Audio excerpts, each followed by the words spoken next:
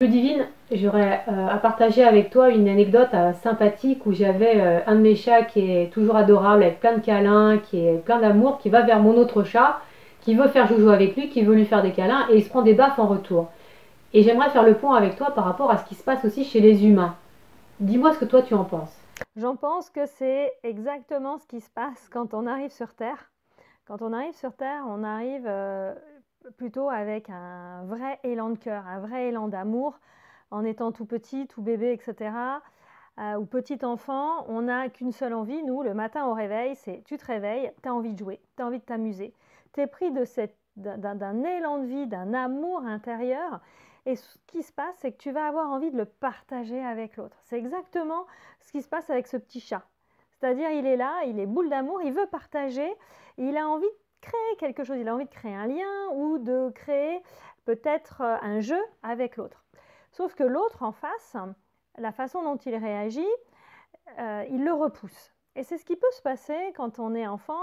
On peut être repoussé par nos parents, par un mot désagréable, par des gestes plutôt malencontreux vis-à-vis de nous, mais c'est vrai également avec nos instituteurs ou nos institutrices, ou avec nos amis, nos copains et nos copines, où nous on arrive comme ça, cœur ouvert, et la réaction de l'autre en face, elle est complètement à l'opposé. Qu'est-ce qui se passe à ce moment-là dans notre mécanisme?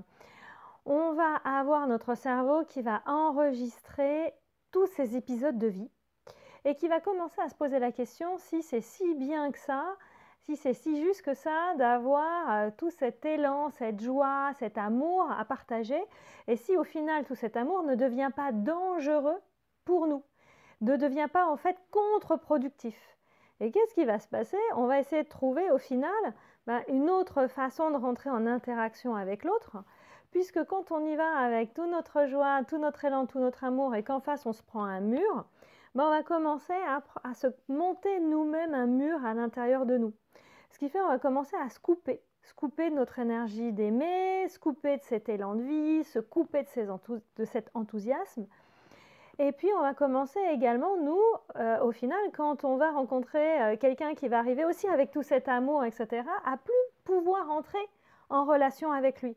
C'est-à-dire on va faire par mimétisme le même comportement qu'on a eu, c'est-à-dire l'autre va arriver avec son amour, puis on va avoir tendance à couper, à plus être capable au final de le recevoir, plus être capable de l'accueillir.